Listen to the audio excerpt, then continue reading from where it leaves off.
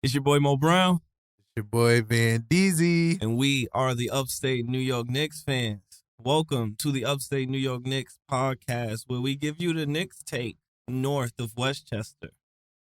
We are recording live from the 315 Syracuse, New York, Cuse. But we was both born and raised in Brooklyn, New York. However, you could take us out the city, but the garden. The garden is in my heart forever. Absolutely. Before we get started, let y'all know this podcast is produced by Smooth Family Entertainment. That's us. SFE. Check us out on Twitter at Smooth Family ENT. Also, be sure to follow us, this podcast, on Twitter as well, Upstate_Knicks. And obviously, you should, follow both Guru and I. At Mo Breezy 213 is myself, and at Frostman Guru. That's me. Be sure to like, subscribe, all that good stuff. Wherever you're listening to this right now, it'll help us out. Absolutely. But yeah, this wasn't the worst week, but it wasn't the best week. It wasn't the best week. But yeah, I guess let's get into it. So I guess I'll start by letting y'all know it. So we record Monday nights. Yeah. So we just experienced the Cell job versus Milwaukee in the Garden. What is it about the Garden? Why do we hate playing? Keep us out of there. We hate playing in Madison Square Garden, and it's annoying because we got to play there 41 times a year. Like, we cannot play in other places. We do play in other places. We 41 play times a year. very well at other places. Honestly, I wish we could play other places more times a year, but we cannot win at the Garden. I'm starting the petition. It's disgusting. How we sell to stars in the Garden. All right, let's frustrating. Let's start it up. It wasn't a bad week. It was actually, I will actually classify this as a good week because if you remember, we both predicted 2-1. Yeah, and we were both correct. Yeah, in every aspect of the 2 and the 1. Yeah, the 1 hurt a little bit though. The 1 hurt, and if you look back, I said exactly. I was like, if it's Giannis plus 1 of the other 2, that should be enough. And down the stretch, it really was. And that 1 kind of hurt, but I'm glad we got the Raptors and the Spurs. It was a must win. I'm a big believer that if you're a playoff team, you have to beat all the non-playoff teams. Those are the rules. And the Spurs are not a playoff team. But yeah, overall, I don't think it was a bad week. I'm glad Brunson is back. Him.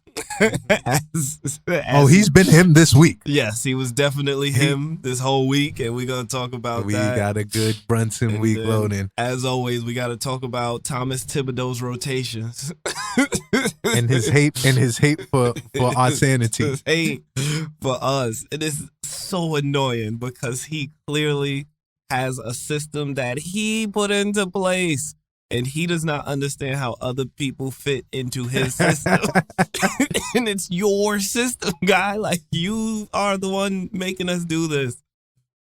But I digress. Let's start with San Antonio. Talk about San Antonio. So, we both predicted this as a win, mainly because we absolutely sold the week before after absolutely selling to Logan Doncic, the Wolverine, the night prior. Couldn't sell to them twice, right? We tried, though. We absolutely gave it our darndest effort to sell to them twice. Sell effort for no good reason at all.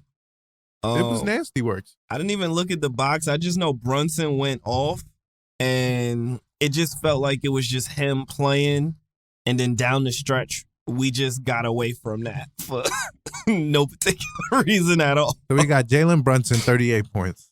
Him plus 14, team high, 17 for 27. Efficient him.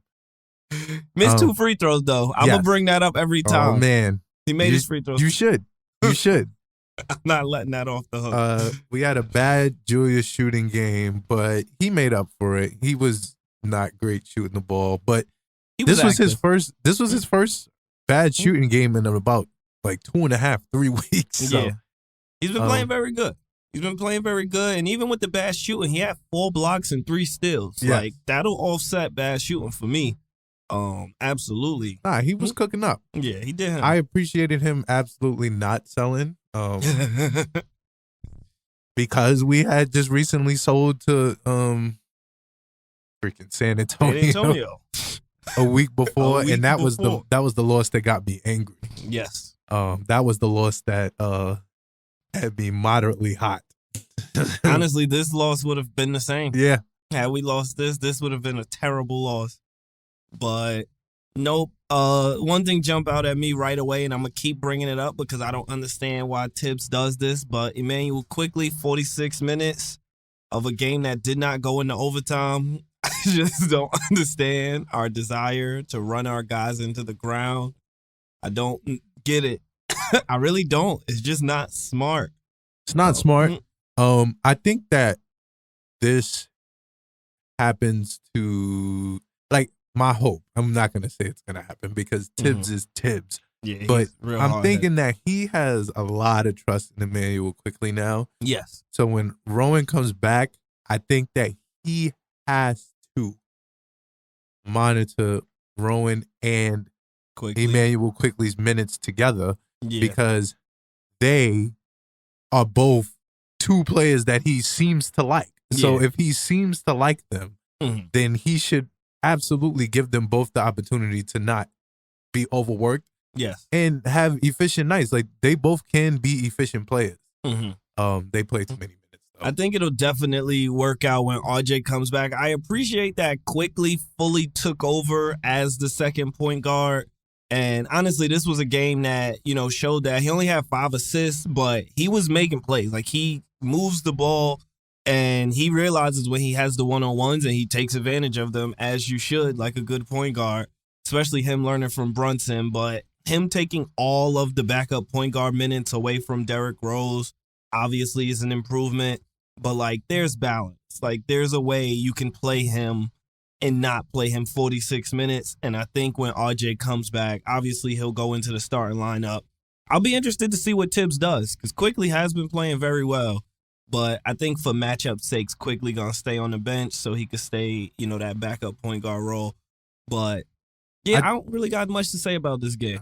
I agree. I think that as we start rounding into form and, Rowan is questionable this week, so he should be back this week. He should be back one of these games.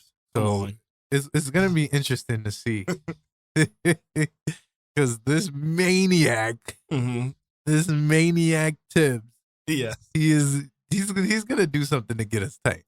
Oh, it's inevitable. Yeah. It must happen. That's not to say we cooked the tanking team. We supposed to cook tanking teams. We didn't cook them last week. We decided to cook them this week. Yes. I do want to shout out Dougie McBuckets. Once again. Giving us chip. Once again. I think he had the game high. Yeah, he had the game high plus minus of a plus 15. Giving us absolutely chips in the Garden. I don't understand how Dougie McBuckets is able to go off. On a tanking team. 20 minutes. 15 points. Very efficient scorer. I hope somebody picks him up at the deadline. Like, I hope he don't just stay in San Antonio to die. Like, he should get a chance to compete at least. I don't think he's bad. He's a shooter. He's a shooter. Every team needs a shooter. 3-and-D guy, get your hands up. I don't know how much the defense is. Versus us, it's incredible. Apparently. He's a great defender versus us. Apparently. But, yeah, other than that, pretty ho-hum game. Yeah, everybody else sold for them. Keldon Johnson, he played okay, but that center, was it Podol? Podol. He didn't really do much this game. I don't know if, Mitch and Jericho took it personal from last time. But they should have. Yeah, really. They should have. It was nasty work. He was really dominating the game last time. And like he's worth a first rounder or something. Legit. Like, that's how he was playing. He's trying to get on a contender himself. But, yeah, that's pretty much all I got about this game. Anything else from you? Nah, let's move on. Easy enough. Where we in Toronto? Oh, LeBronto. In Toronto. LeBronto. We tried to sell this game. We sure did. We really did. Keep it a buck. Be honest. I was shook. Down. Well, no, not down. Up 7, I think it was. And then they hit the 2 threes in a row for no fucking reason. Gary Trent falling away. In my head, Gary Curry. I was like, yo, this really feels familiar. Where have I felt this before. Oh, maybe 2 weeks ago. Maybe just now. But luckily, Jalen Brunson, my hero, came to the rescue. Big bucket and one. It don't really show up in the box score, but I gotta say it because I noticed it. Toronto is able to play mad physical defense with no repercussions. They were just hacking and whacking for 48 minutes, and it was really nasty. There was one sequence where Fred VanVleet was literally walking into Julius the whole time. He was already on him, and you see him still closing in, and I'm like, dog, you are on, boy. But another Brunson game. 26, 8 and 5. Love to see it. Double from Mitch. Mitch really felt the way. Julius was cooking. Big Julius game. I think he took Pascal Siakam, putting 52 on his dome. Extremely personal. I think he took that personally. Extremely personal. And I love it. As he should. As he should. I loved every minute of it. I also love Jalen Brunson sunning Fred VanVleet. Absolutely mismatched God. It was beautiful to watch. He was. Your man Aubrey VanVleet was in duress. Yes. He was in duress. One thing that stood out to me once again from this game, and I feel like we got to bring it up. Let's hear it. The Pascal Siakam whistle is starting to get ridiculous. Yes. At some point in time, I love Pascal. He's a good player. Spicy P is my guy. Yes. But come on, it was my nasty. guy. We had 11 free throws. The second game in a row where he was legit getting to the line at will whenever he wanted at to will. Get to the line. And I just did not understand that. It did not make sense to me. He got 18 I was points. not able to comprehend how that was possible. And I was like, what is going on? It was at a point in time that Pascal had like 9, 5, and 4. And I was like, how? I feel like I've seen him go to the line at least 30 times today. Yes. He had 18 points on 4 made shots. You know? Come on. 18 points on 4. He was 4 for 14. He shot horribly. He did not shoot well. But because the refs bailed him out, and it's annoying because the whistle for him is quick. Like, you just touch him at all, whistle. But they play such a physical brand of defense in Toronto, and we're not allowed to do that. And it's just frustrating because you really see it, like, back and forth. This is what you could do when you got 4 power forwards on the floor. Jesus. You got 4 power forwards on the floor. Everybody's over 6'9". Yes. And they all apparently play defense physical, and no one gets calls because that was ridiculous. It was really nasty. I didn't realize that, even though I guess it makes sense now that that's why they have 4 power forwards, because Fred VanVleet is a lick. I didn't realize he was just a lick. He's a calm lick. He's Trae Young. On defense, yeah. He's a lick. He's a lick. Like, honestly, that makes me feel good. I don't want to end up in the play-in, but if we played him in the play-in, and I'm Tibbs, every single play is Jalen Brunson ISO. Every single play. Post. Put him in the post. Jalen Brunson ISO. Because he was just a straight up lick down the stretch. I want to see what the play-by-play was down the stretch. Like, there was a point before we started selling where Jalen Brunson really just made it a point to go at Fred VanVleet, and I loved it. It was beautiful for me. It really was. It really was. Like, it was deliberate. I'm remembering it now, and I'm like, oh, man, he was giving that man chips. He was giving that man some serious chips. And he deserves every single one of those chips. Yeah, Jalen Brunson makes drive and layup. Jalen Brunson makes free throw. He was just going at him. It was a good matchup for him. And honestly, that's what you have to do when you have a good matchup. And I think that's one of my favorite things about Brunson is, like, you have some players that look to score. You have some players that look to pass. And he plays the matchups. When he sees Julius has it going, he gives it to Julius. As he should. When he see he has it going, he's not passing. And honestly, that's what you're supposed to do. That, my friend, is called basketball IQ. It's been missing. We haven't had that in a basketball IQ. Yeah. It's nasty work. I also want to talk about how Scotty Barnes, I don't see it. Sorry. I don't see it, guys. Is it a sophomore slump? It has to be. Maybe it's a sophomore. I will say they're not doing him no favors by putting him in that 4 lineup. power forwards. Yeah, the 4 power forwards lineup is kind of nuts. Honestly, it's real nuts when you see, like, I look at Scotty Barnes as like a baby Giannis, like that type. He wants to be a driver that can kick kind of deal. He doesn't really want to shoot, and he can't kick to no one. I was told that his dime game was the game that they made him 4th overall. So if his dime game is that, why they don't run the offense through him? This is true. I mean, it didn't make sense to me. I was trying to figure it out. The whole time I'm sitting there watching them. I'm like, are they losing because they're not running the offense through the person who passed the ball the best? Yeah. Which you think would make sense, but I think that there's a lot of hierarchy on that team, and they looking at him like, yeah, you're the 3rd power forward in the 4 power forward lineup. Yes. I'm Pascal. I'm OG. I'm not giving the ball up to this young man. That's silly. You said it before the first game we played them, but they don't fit well. Like, no, their pieces don't go together at all. No one can shoot. They have no center. They have no shooting guard. Like, it's just power forwards abundant. Even off the bench with who's it, Boucher? Then they got Thaddeus Young. When did Thaddeus Young? Yeah, I was like, that?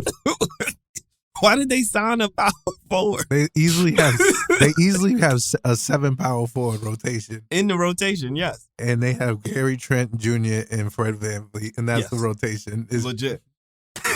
Gary Trent Jr., Fred VanVleet, and 7 power forwards.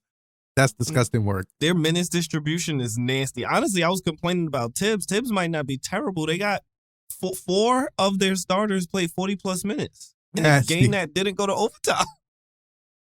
They have 6 people that came off the bench. Looks like 3 of them didn't play 10 minutes. That's mainly because they had all them power forwards and not one power forward could start Julius Randle, and they kept throwing multiple power forwards at Julius Randle, and it just was not working. Just failing. Absolutely failing. This is true. I don't think we gave Julius enough flowers here. Julius hit 6 threes in the first quarter. They took one away from him on some sales. It was wow. He was red hot. It was nuts how hot Julius Randle was in the first quarter. There was 2 he just threw up. I was like, these are terrible shots. Chips, too. And they was chips in his eyes. Like, I really think he took Pascal Siakam, putting all them points on his beam to the heart. He had to. I think he went home. Because the way he was pulling, and he was pulling. Like, it wasn't even like he was looking to drive and he was open. Nah. Like, he was looking to shoot. Yes. And boy, did he ever. In grill. I was like, oh. Yes. When he hit like the 4th one, I was like, oh, nah. Yeah, it's on. He's getting disrespectful. Then the 5th one came, and I was like, oh. The 5th one was a heat check. Yeah. The 5th one was a heat check, and he hit it. And then the 6th one was a heat check, and he just missed that because he had hit 4, 5 in a row. I think he started 5 for 6 from 3, and then throughout the game cooled off. Finished 6 for 11, elite shooting, 32 points, 11 boards. I don't understand how we're gonna get into it, but I'm really disappointed Julius wasn't in the All-Star voting, and we're gonna talk about it in depth. But the man is hooping. So I got back on the bandwagon after game 3. Y'all know this. Said it. I saw this coming just simply as I saw this coming with Brunson. Just because the year Julius was good, once Derrick Rose came, a point guard was able to take it out, and the game just is easier for him. All he has to do is catch and shoot. All he has to do is catch and score, and that was it. But now, now the game has changed. Now he has that. He has that with Brunson, and all he has to do is hoop, and boy, is he ever. No, he is in hooping form. Hooping form. Love to see it. But yeah, that was a good win. Yeah. Even though we almost sold at the end. I was like, please don't sell. It felt selling-esque. Yes. Honestly, it felt like tonight. Oh yeah. And that's exactly what I was about to transition to. It was as if we saved the selling for tonight. We said. And boy, did we sell. Ladies and gentlemen. Nasty. This is the tough one. We said it was the Laws playing Milwaukee. I cannot lie to you. I am very disappointed we lost this game. Yeah, because we had it. It was here. We had the game. It was here. We left halftime with a 5-point lead. We got that lead up to 17. In the third. Putting them. Getting put. And then Put ass. Fourth started with us only up 4 or up 5, whatever. There are several reasons why this is disgusting. Let's all right? There are several reasons why this is disgusting. The very first reason is when we, like you said, we shot the lead up and gave the lead away. But there's a deeper story into this. Not only did we give the lead away or give up the run, yeah, Giannis was on the bench. We gave up the run to the subs, to the bums. We gave to the subs. And I'm not even saying that because I am a big fan of Joe Ingles. That's my guy. I remember when he was in Utah and he was destroying Paul George like it was a war crime.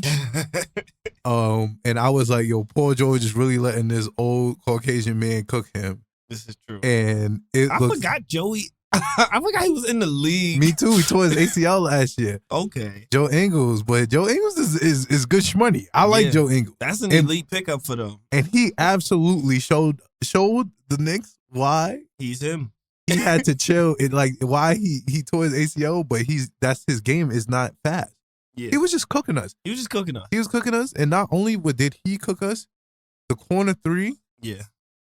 Man, we are back. These are like issues I have that arise like this, and I feel like they go away for a little bit, but then they come back, and it reminds me how much I really hate the fact that we cannot guard the 3-point line.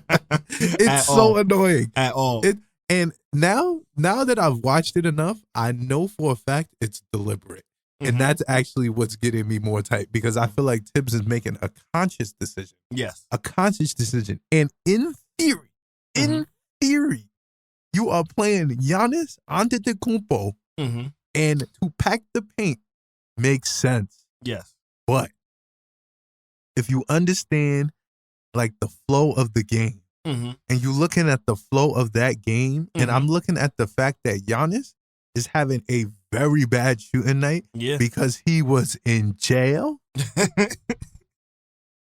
Giannis, who is smart, high basketball IQ. You don't become an MVP and a defensive player of the year having a low basketball IQ. It is not possible to be done. He is going to go, they are packing the paint. I'm going to pass.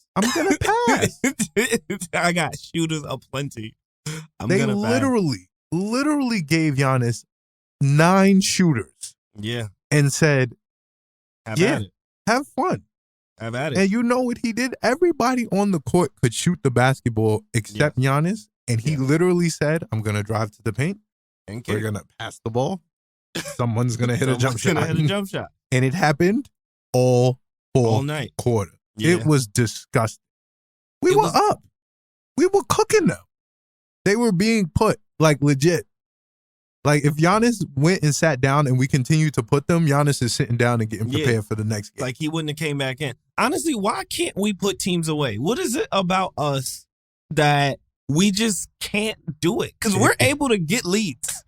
We're good at that part. As I said. But we can't do the next part. As I said last episode, we have the capacity to do things so well and then out of nowhere just stop. Just absolutely just do that no more and go, you know what? I'm not doing that again. Yeah. Like, it's amazing to watch, honestly and truly. Like, it's amazing to watch. Like, it's like, wow, you don't have to do that. You can literally not do that. And they're going, nah, I am going to do that. So one stat I want to point out, and honestly, this itself might need its own segment, but I want to bring it up because your big men obviously have to play good when you're going against Giannis. Even Brook Lopez, he's no slouch. He's not an all-star no more, but boy can still shoot, and he can protect the paint. But he's second in the league in blocks. Yeah, he's good. This is not Brook Lopez slander, but Brook Lopez should not hold our backup center Isaiah Hartenstein, 10 minutes of play, 0 for 6 from the field. 0 for 6 from the field, 0 points, 3 fouls, 4 boards. I need more from Isaiah Hartenstein. I really do. Hartenstein. I will pronounce it correctly. All right. I don't understand how you could be this mid. There's just no way. All right. It has to be said. No way. It has to be said. I put it out there early. He was extra mid tonight. We're not using Hartenstein, right? We aren't. But mid. Brother, you are some mid. I'm sorry. I can't do it no more. I can't defend the mid no more. The corner 3 he took at halftime. Oh man, nasty work. Though the nastiest part of this game that I watched, and it kind of told me like, okay, we might lose this game. Yeah. I watched Isaiah Hartenstein miss 3 layups. I know exactly what you're talking about. Right at the rim, and I almost lost my mind in here, bro. I was like, no way. Mid. Did a professional basketball player really miss 3 layups? They were layups, point blank, right there. You are 6'10". Dunk the ball. You are 6 feet 10 inches. Dunk. You can probably touch the backboard without leaving the floor. You can probably dunk with little bungees. Just dunk it. You're right there. I just feel like Isaiah Hartenstein is going to play himself into the Elfrid Payton role, and that's not a good place to be, King. Yes. Into the bench. And like, honestly, so let's be clear. Isaiah Hartenstein, you submit. What I'm about to say next is not letting you off the hook for being some fucking mid, because you are some mid. But him being some mid is more frustrating because Jericho Sims was playing very good. He was playing great. He's contesting shots. He's moving his feet on defense. He has excellent feet on the switches. Like, he can guard 1s and 2s. And it's like, we have this amazing versatile big, and we just are not using him because we have to get 10, 15 minutes of Hartenstein being some fucking mid. And I don't get it. It's crazy because the power rankings of the Mitch Sims lineup was number 1 nastiest lineup. It is now looking like any lineup with Hartenstein is number 1 nastiest. Yeah. And that goes the Hart Mitch lineup, which is showing its ass. Nasty. Disgusting. As well as the infamous Sims Hart lineup. Also nasty. Big nasty work. And now the Obi Hart lineup. Yeah. We did get Obadiah back today, through and through. 1 for 3 from the field. He hit a 3. Corner 3. That was timely too. Very timely. 3 came right when we needed it. It was he good. He got to get his legs under him. We're not worried about Obi. I think he'll get it. I don't like him playing with Hartenstein. I think just having Obi, because like Obi's a big, but Obi's not a big. In the same way that like Hart is not really a big. Like, they're both power forwards, and Jericho is a center. Just like you need a center out there. But in theory, it should work. In theory, the double power forwards. No, I'm saying in theory, the Hartenstein Obi lineup should work. Oh, I would think it would work. He's a passing big. Obi is a diving big. Yeah. If you get high post, like it could work. It should work. It should work. It should work. Yeah. It makes sense offensively. Yes. Defensively, not as much. But offensively, like, you should be able to score points. Like, you should be able to hold the fort with scoring points, but that's just not what we do. We sell. One thing I want to point out about this game, and it showed its face tonight because it was like opposites. I think that Milwaukee perfectly built their team around their superstar. And granted, they've had their superstar for a minute, but like, you know, Giannis can't shoot, so you're going to get him a shooting big. You know, teams are going to want to take him out the paint because he's Defensive Player of the Year, so you need your other big to guard the paint. You got Drew Holiday guarding the wings. Like, they gave Giannis everything he needs to thrive, and it fits very well around him. They get, like, everyone has designated roles. Like, Pat Connaughton, I feel like he dribbled the ball, like, 8 total times tonight. Like, he just stands in the corner And inevitably, his man is going to sag off to help Giannis, and all he needs to do is catch and shoot. Why do we pack the paint? I don't know why we pack the paint so much. It's not the fact that we pack it, because, like I said, in theory, it should work. Yeah. If Giannis has 25 points and 12 rebounds. Giannis didn't even lead their team in shots attempted. He didn't, because we were. He was in jail, and he decided to pass. Mm-hmm. And he got his team a victory because he decided to pass and play smart basketball. Legit. And we decided to sell. Like, we had a career Jalen Brunson game. Him and all up the place. We couldn't even appreciate it. Cooking Drew Holiday. Yeah. Tier 1 defender, Drew Holiday, by the way. Tier 1 defender. The best defender in the league. The prototypical defender of wings, Drew Holiday. Giving him chips, all types of chips he was getting. Got him in early foul trouble. Yep. Like, it was baited him too. It was lined up for us to win. We were up 17 in the third. We just decided to absolutely sell. It was a bad fourth. It was like one of the worst fourths of the year, and I think that it was sugarcoated by the fact that we played really good for 2.5 quarters, honestly. Mm-hmm. But that fourth was nasty. Oh, man, it was nasty. It was nasty to see us consistently pack the paint, and they consistently pass the ball out. Like, after the first 2 times, like, this is how we lost the Philly game, too. Like, we were packing the paint because JoJo was in there, and George Niang and James Harden was killing us. Started shooting. Just started killing us. Like, at some point in time, I like, it's adjustments, man. This coach that's maybe my major gripe with this coach. Yeah. And it's something that really bothers me to the point where it pushes me over the edge. Like, it's adjustments. Like, it's a simple adjustment. Easy. Like, oh, they're doing this, we should do this. I just feel like it's common sense things. Like, sometimes, and I give him his credit, sometimes he makes the decision.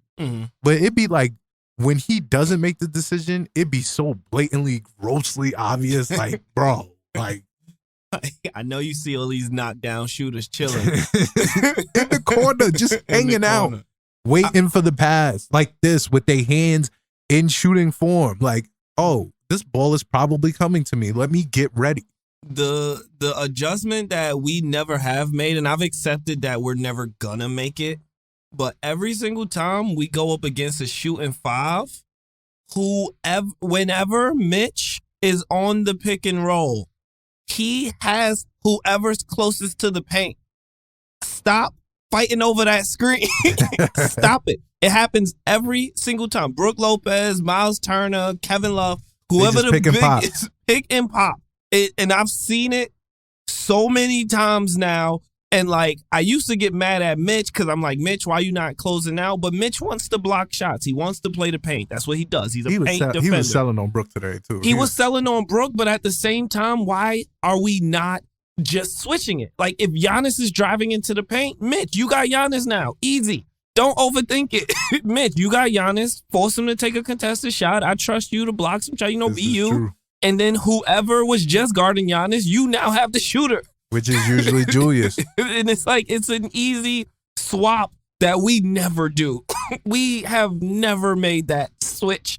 And I feel it's so easy because Giannis is going to be taking a contested layup. He's going to be going right into Mitch. Granted, Giannis makes contested layups at a really high clip. But you know what else happens at a really high clip? Shooters make wide open threes. And we see it so often. And it's so frustrating. But we got a heavy dose of that tonight from Brook and the other big shooter. It wasn't even Bobby. It was really Connaughton. Who was it? It was somebody else because it was like the Connaughton. same. It was Connaughton, Joe Ingles, and it might have been Joey Grayson Allen. Killing us from 3. It probably was Joey who I'm thinking of. Joey was cooking. Yeah. He was cooking up. 11. No, I'm telling you, when I literally saw when Giannis sat down and Joey started cooking everybody, I was like, oh man, this is what he does. He starts just slow you. The form looks nasty. He's like a knockoff Luka. Yeah, it's nasty. It's slow. He's like a brand slow. X. He's pulling nasty and it's chips too. And like chips. It's chips. real and chips. And it looks frustrated to guard. Like I don't like it. I wouldn't like playing Joey out on the court. I'd be like, nah, I can't play this man. This man is out here one-legging. He one-legging. He throwing it behind his. He trying to shoot it backwards and stuff like that. I don't trust people like Joe Ingles. That's my guy though. But yeah, no, I did want to finish the point I was making earlier, how the Bucks are perfectly built. They surrounded their superstar with a bunch of shooters. And we haven't done that yet. Like, our offense is ISO Brunson, ISO Julius, ISO RJ, even ISO Quickly with the second unit. And it's like, granted, Julius is a really good ISO player. Brunson is clearly getting chips. You got 44 points on Drew Holiday. You got to be good at ISO to do that. But it's like, why not get folks that fit? Like, why not do that when the option is so very present? I'll shout out my guy Jesse in the Knicks chat. Y'all know we in the Knicks chat. Shout out our group chat. And he said it best, where it's like, Hart doesn't fit here. We have no role for him, and we're not creating a role for him. Like, we're just not. And we're just asking him to be a Mitch clone. And that's not him. He's not Mitch at all. That's just not him. Extra frustrating because you know what we have chilling on our bench? A Mitch clone. Calm. Drafted. We literally drafted Jericho Sims because we thought Mitch was going to walk.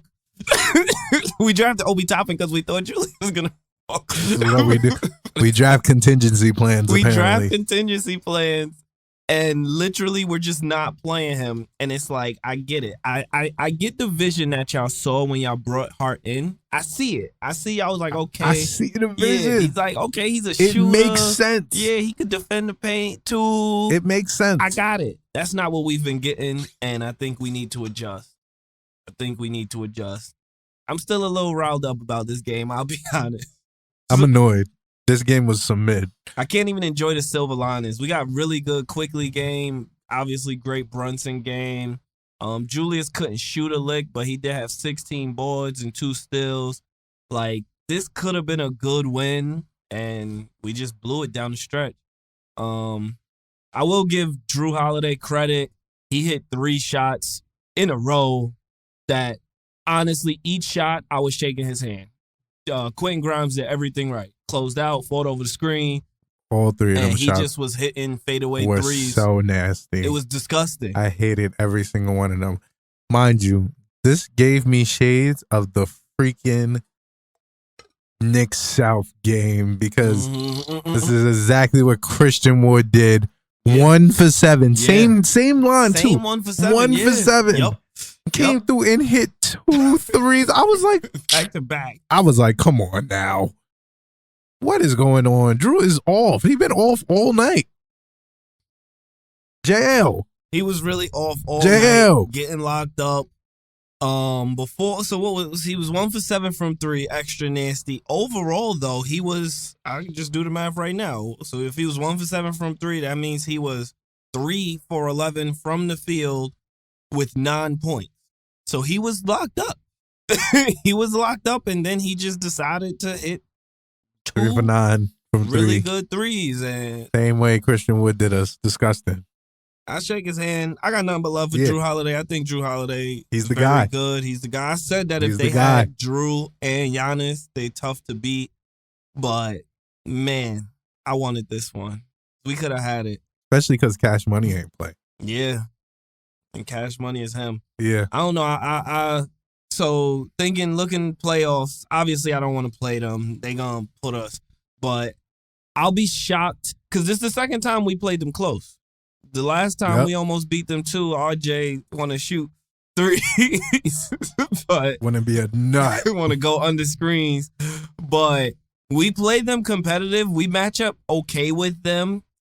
I'll be shocked if they sweep us, but I think we have like a 1 in 10 chance versus Milwaukee, and I like my chances with that. Like, I'll take my chances. Obviously, I want to keep winning games so we don't have to play them in the first round. But I don't think so. They're in another league. They're clearly, at least 4 points better than us. But it's not crazy the gap. Like, there's been years where the best teams in the league are way better than us, and it doesn't feel like that. And that's my 2 cents. I'll leave that from Milwaukee. Frustrating loss. Disgusting. I'm so mad at this loss. So frustrating. Oh man. Honestly, the next thing we talking about is the only. Now I'm about to get even now more I'm frustrated. about to get even so much madder. All right.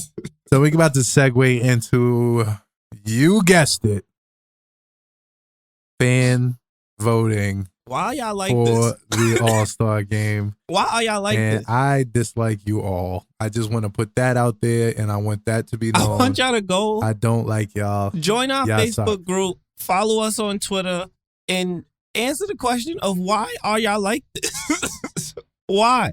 We have the most rabid fan base in the world, and All right. we literally just chose to hate our guy. All right. So the For no All-Star returns came in Yes. for the fan voting. There's one Knickerbocker in the top 10. Oh. You guessed it. Who is it? Who could it be? Shout out Derrick Rose. Is that? Man, that nigga nice. Legit. Derrick Rose averaging a whopping 10 minutes a game. Bunch of DMP coaches' decisions. His ninth in the Eastern Conference All-Star voting. No other Knicks. There are no other Knicks besides this being the largest city in the world, as well as the mecca of basketball. We have 3 New York Knickerbockers averaging over 20 points a game. Yes. 1 averaging over 20 points and 10 rebounds a game. 1 averaging 20 points and 6 assists a game.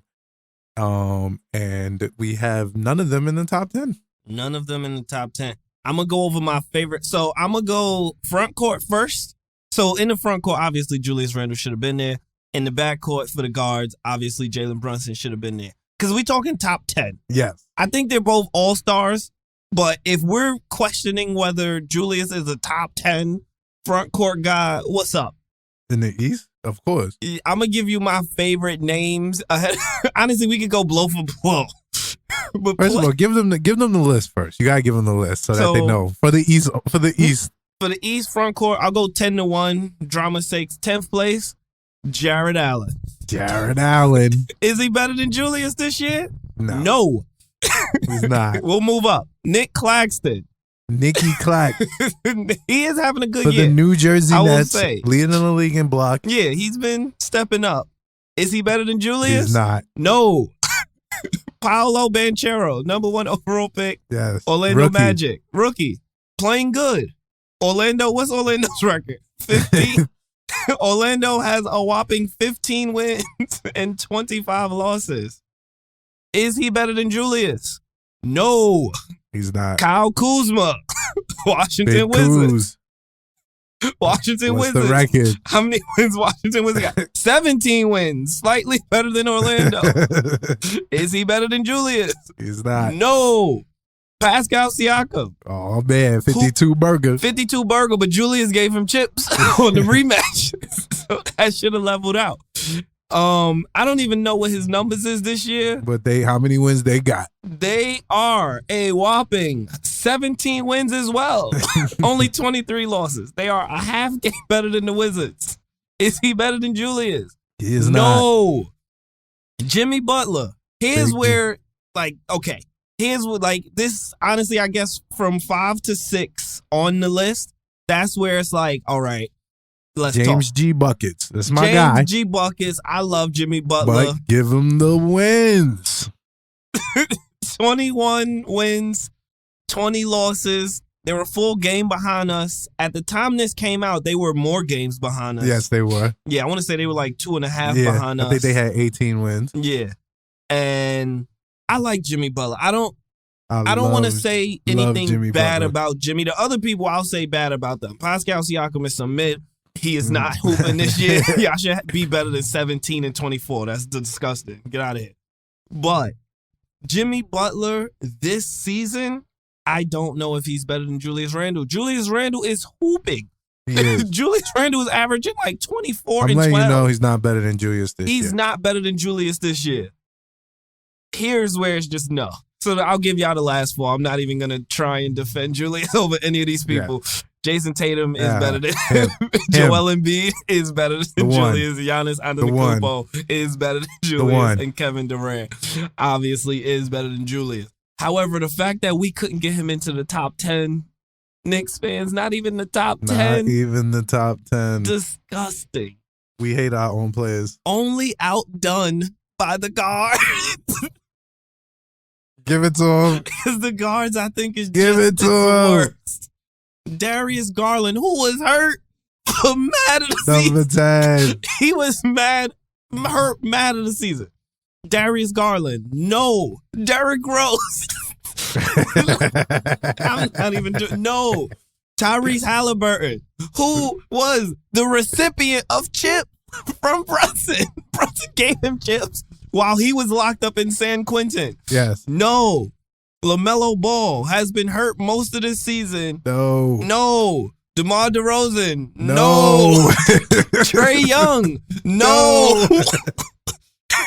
So we have 5 now. Jaylen Brown is where the discussion should start. Yes, it should start at Jaylen Brown. I'm going to say I'm obviously taking Jalen Brunson over Jaylen Brown. RJB. But I get it. I get if somebody wants Jaylen Brown over Jalen Brunson, because what Brunson brings to us on the offensive end, I recognize that Brown brings that on the defensive end, and the Celtics have one of the best defenses in the sport, and it's because they're backcourt. Jaylen Brown is good. Yeah, he's very good. If we give him his flowers, he is not the J that's sold in the final. He's not the. He did his part. He contributed. He gave chips. It was the other J that did not give any chip. It was the other J. Number 3 in the East, James Harden. Is he better than Jalen Brunson? A whole month off. With the whole month off. Also, he's just not better than Jalen Brunson. No. And then here's where I'm going to disagree with y'all, and I'm okay with that. Give it to him. Donovan Mitchell. Lots of stats. Not much defense. Jalen also doesn't play much points. Defense. Is he better than Jalen Brunson? To me, if I'm being perfectly honest with you. Give it to us. No. I'm sorry. I know it's hate. I know he dropped 71. Obviously, he's getting it. Rabble. But he got a lot of help. He do. We've seen a lot of Jalen Brunson, Julius. We've said it on air. We got 3 players. Jalen Brunson, Julius Randle, RJ Barrett.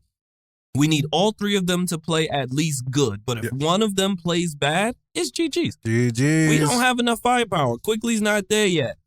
With that being said, Donovan Mitchell don't got that problem. He got Garland. He got Evan Mobley, who's the goods. He got Jared Allen. Like, they got... Who's number 10? Star power. Yeah, right?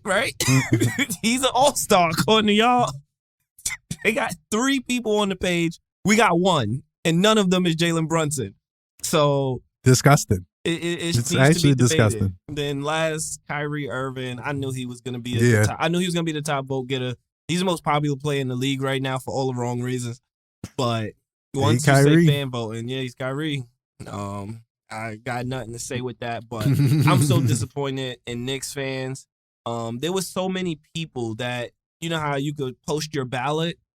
Folks would think they bigging up the Knicks, and they would show a ballot, and it would be like Jalen Brunson and Donovan Mitchell, and then it would be like Jason Tatum, whoever. And I'm like, we are competing against them.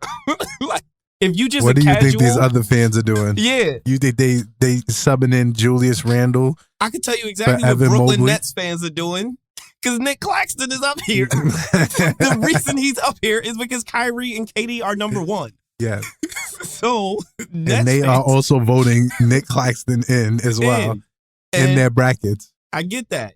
You think Andrew on the West, Andrew Wiggins is 5th for front court. You think Andrew Wiggins is getting these votes by himself? No. Steph Curry is 1 by a minute on that side. Him and Luka in their own category in the 2 millions. And people are also voting. Half of those 2 million people that voted for Steph Curry also voted for Andrew Wiggins. And we're not doing that for our guys. We're not. I don't get it. I think that in Knicks Twitter, we have like subsections. Like you got the Jalen Hive, you got the RJ Hive, and the Brunson Hive. And people feel it's like you can't give credit to Julius because it'll go against your narrative that you set up, and that's stupid.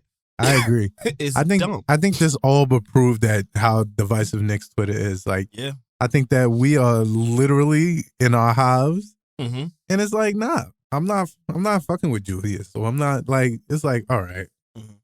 but we also need to like win basketball games. So like, I need you to get over yourself. Yes. Yeah, this was nasty. Was I thought this was disgusting to look at as being the number one populated city in the entire country, and you know, we are Knicks fans. We're the best fans in the world, and I was like, what's going on here? Disgusting.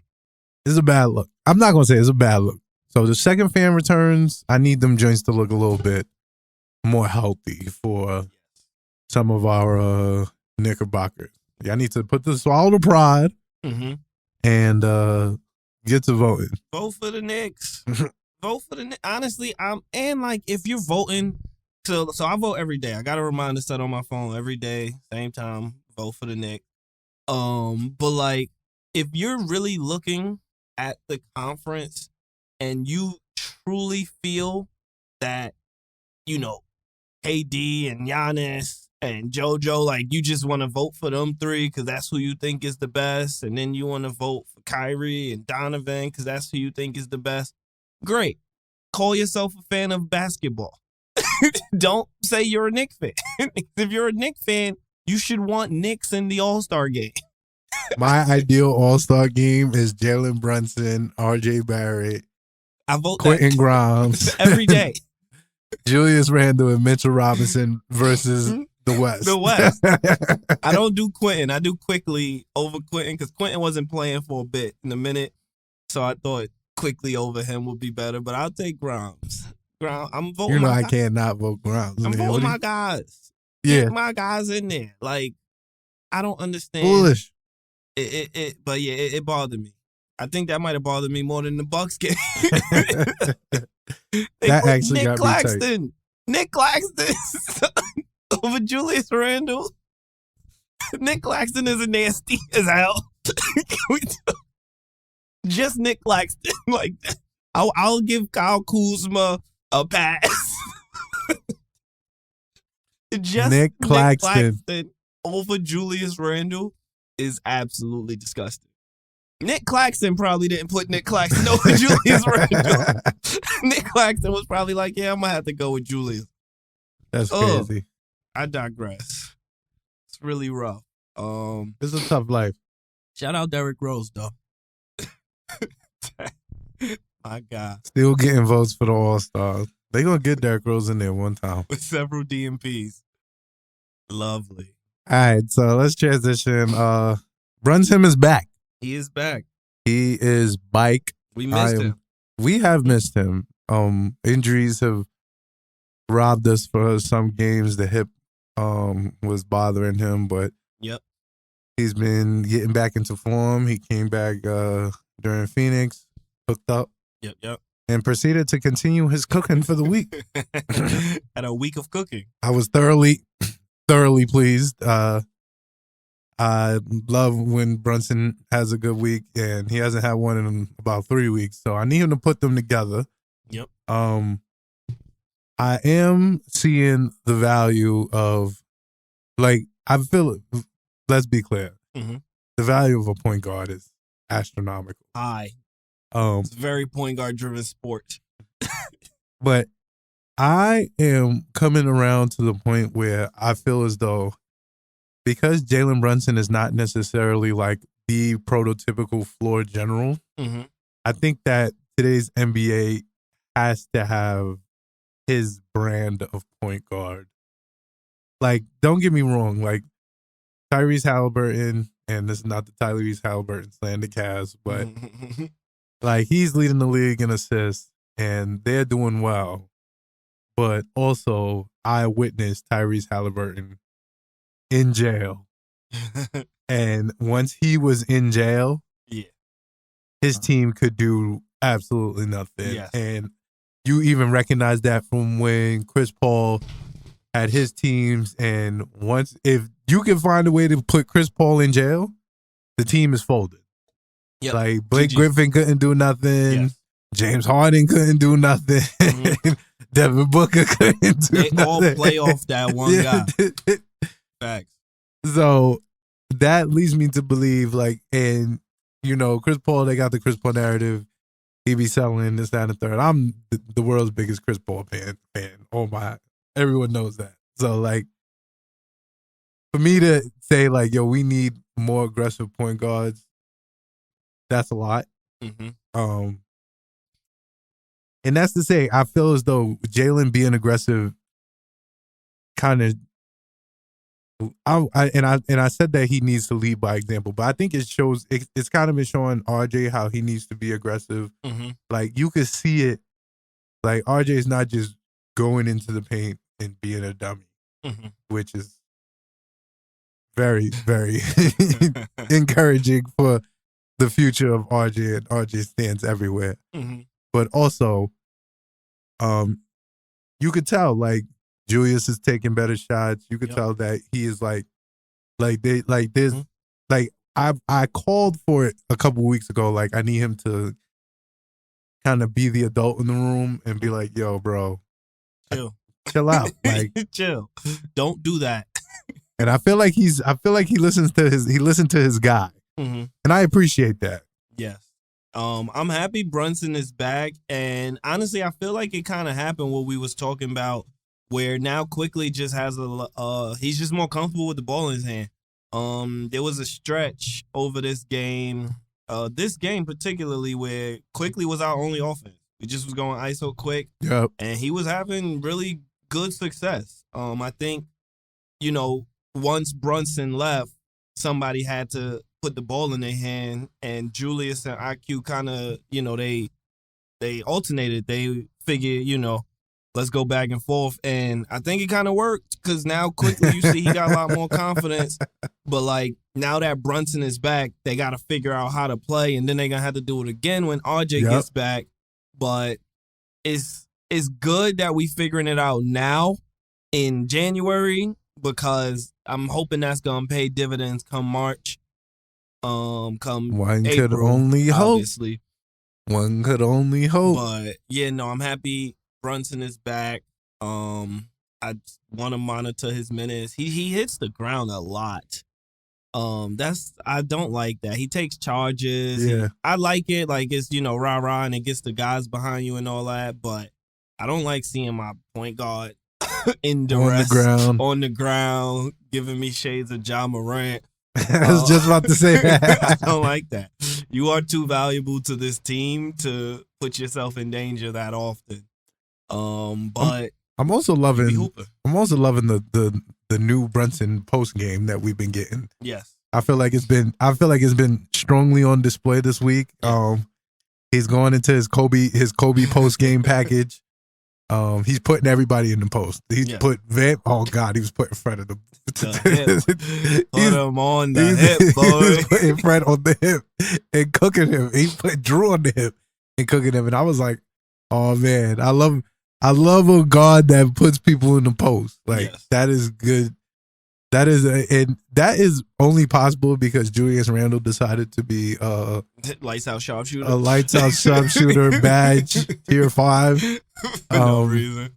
For no reason. And he came back to earth for the Bucks game. But honestly, Brunson post game makes me want. So I've been saying this a bunch. I think we need to make a move at the deadline. Yes. Indy's competing, so I don't think they're going to be looking to sell at all. They might be looking to buy. But one of the players I thought we was going to get, because I didn't think Indy was going to be this good, was Miles Turner. Yes. I would love Miles Turner in the Isaiah Hartenstein role. I think that'd be a great spot for him. But if we had a shooting 5, post-game Brunson would get just dime after dime after dime. It would be just so much fun. But alas, we don't. We have a big camping the paint, looking to catch lobs. But yeah, no, I'm happy he's back. Obi back too. Obadiah. I'm happy to see him back. King. This is when you were sorely missed. We missed Obi, but I wish Thomas Thibodeau wasn't our coach, because he doesn't get his personnel. Him and Leon Rose, I don't even think they got each other's numbers saved in the phone. I don't think they like each other at all. Because they are not in sync at all. At all. I don't understand how you build a team. Because we clearly built a team defensive. Yeah. We did not, there's no offensive strategy at all. It's just ISO. Just give it to Jalen. Good luck. Give it to the offensive players. Yeah. Let them play. And we will get prepared for defense. That's our offense. That's our offensive strategy. Get on the break. But it's like you building your team defensively. You got Mitch as the anchor. You got Grimes, or, you want to put Grimes on the best wing player. That's your plan. And then everybody else is pretty much closing out, rotating. Yep. Every so often, Julius decides to play defense, and it's a nice surprise that we get it. But, like, for the most part, that's the defense. Grimes fighting around screens, Deuce fighting around screens, and everybody else just making up slack. That's why you see us chasing a lot.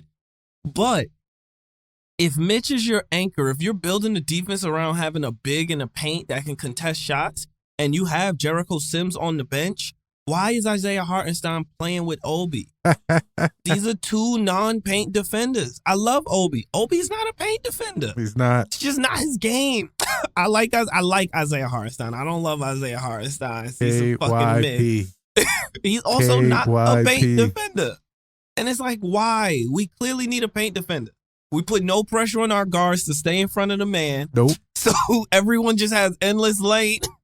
And the point of giving them endless lane is because you got Mitch down there cleaning it up. We don't have Mitch down there cleaning it up. We have Isaiah Hartenstein, and he is not a paint defender. And it's really frustrating watching it. But I think Obi being back is going to put Tibbs in a position. He got a coach now. What you got? I think Catch me up. I think that. All right, so I think. God, Tibbs stress us out. Stress me out, bro, because it don't make sense to me. Like, it don't make sense. All right, so like common sense will tell you, okay, like you said, you as a defensive coach are telling me that you are not playing your best defensive lineup. Does not make sense to me. It just doesn't. Like, even if you like, I could get behind the fact that you have drafted for contingencies and every player you play is so that you can keep a consistent level of the lineup, even if it's a more mid version of that lineup. Yeah, I can look at that and go, I don't like that, but if you think this is your best five and you have a contingency for everybody, then that makes sense. What doesn't make sense is the fact that you have made this. First of all, as we said last week, Tibbs has the greenest light of all time. He's just trying shit now. Yeah, he's just winning. Like, I've never seen Tibbs. Like, we say Tibbs is like rigid and he's stubborn and stuff like that.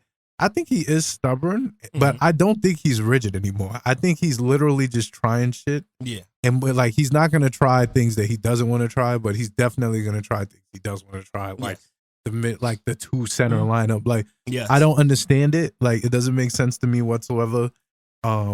Like, if we're gonna rebound, I guess, like, we have athletic bigs, but like, you're gonna put Obi in there, you're gonna put Hart in there. That doesn't make any sense. Obi and Mitch makes sense. Obi and Sims makes sense.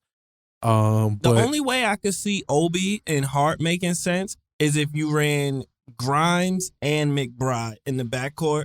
Yes, because then it's like all defense, up there. But that makes sense. That's not what we do. The only way Obi and Hart make sense is if you're running the offense through Hartenstein. Like, you would have to Miles McBride bring the ball up, pass it to the high post, and then have Hart operate from the high post. But like you said earlier, if we're not going to carve out a role for Isaiah Hartenstein, it doesn't make sense for us to hold on to him. It doesn't make sense for us. Like, he could be used somewhere else, and he's probably going to go somewhere else and look amazing. And then we're going to be like, Tibbs, why couldn't you just put him in the high post and give him 4 touches a game?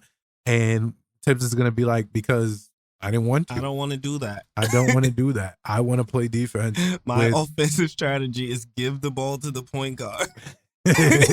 Get out the way. I don't get it. It's frustrating. These are the questions that we have for Tibbs. I mean, the brother has won So one of the reasons that I say Tibbs and Leon Rose don't have each other's phone numbers is because Isaiah Hartenstein is a pattern. Like, this is a pattern. We've seen this for 3 years now. 3 years where the front office makes a decision in the offseason. Yep. And Tibbs rides with that shit. And, like, everybody else is watching the games. Like, why is Elfrid Payton still in? Yep. Why is Evan Fournier in? When we had Cam Reddish all last year, we had Deuce McBride all last year, we had Emmanuel Quickley all last year. Yep. But at the shooting guard, we played Evan Fournier 82 games. We sure did. And it's like, I get it. Leon Rose paid these people money. Tibbs is like, all right, I don't know what to do because you're giving me non-defensive players. And all I know is defense. So I'm gonna just put him out there. He looked tall. He looked like he could jump. Yeah, that's kind of how I think Tibbs is looking at it. Like, and it sounds funny, but I think he's like he's tall. He looked like he could jump. Man, go out there and try something. Play the 5. Just do what Mitch does. Just do it. And it's really frustrating, but it bothers me because last year didn't really bother me that much because I've always believed in Quickley, but. You know, it was year 2. I get, they still think he a point guard. They don't want to put him at the shooting guard. Now we don't give now we just playing him at the 2. He started at 2. Yep. Like, we didn't have none of those fears this time around. We just threw him right in at the 2.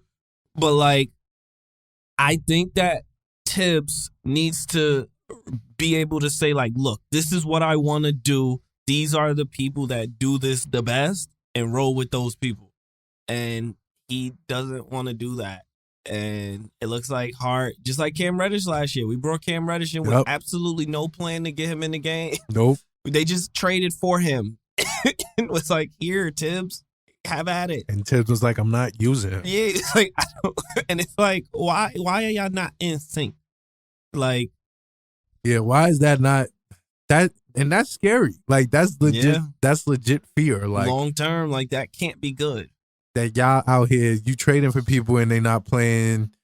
You signing people and they shouldn't be playing, but you playing them anyway. Like, it seems like a lot of front office politics that I don't really like. Yes. And it's like, we can compete this year. Like, it's one thing if, if we the Wizards and we just throwing stuff at the wall trying to see what works, but we have a good team. We really do. We have a good team. Like, we are 3 games over 500. Like, we can make the playoffs and we can win games in the playoffs. Like, we got a good team. And it's like, we're just trying to prove the front office. Like, take the L. We lost the offseason. We got Jalen. We won the offseason because we got Jalen Brunson. Yeah. I think he was the best signing of the whole thing. Honestly, I think he was the best addition overall. Some of y'all might think Donovan Mitchell, blah, blah. Honestly, Lauri Markkanen might have been the best addition overall. A whole nother discussion. Utah. But you had a bad signing. That's okay. We signed Evan Fournier. We should not have given him that much money. Take the L. Sit him on the bench. Trade him. Do what you got to do. In the same way we took the L on Kemba. We took the L on Nerlens. Took the L on Burks. Take the L. It's business. Isaiah Hartenstein, we thought he could defend the paint at a much better rate than he actually can. He can't. And he can't shoot as good as we thought he was. They sold him to us as a stretch 5. Yes. He's not a stretch 5.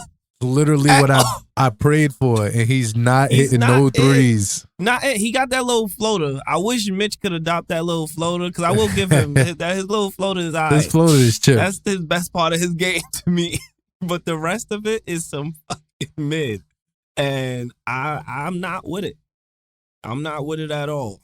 Get him out of the rotation altogether. And don't feel bad. Don't look back. Put OB in that spot. Put Sims at the 5. He's bumming it. Roll at the same 9. But I digress. All right.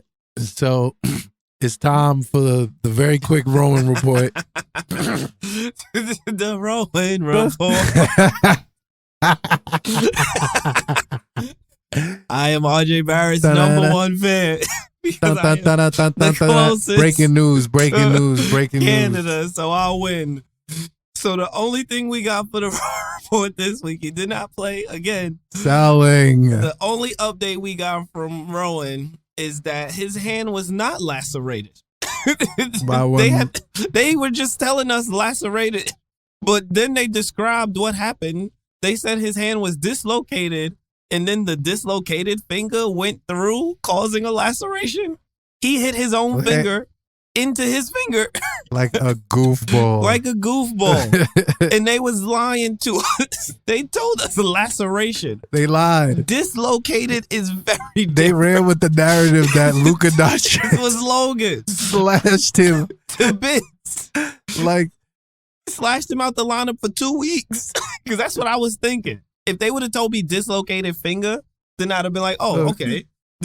They said he lacerated his whole hand. Like he sliced him.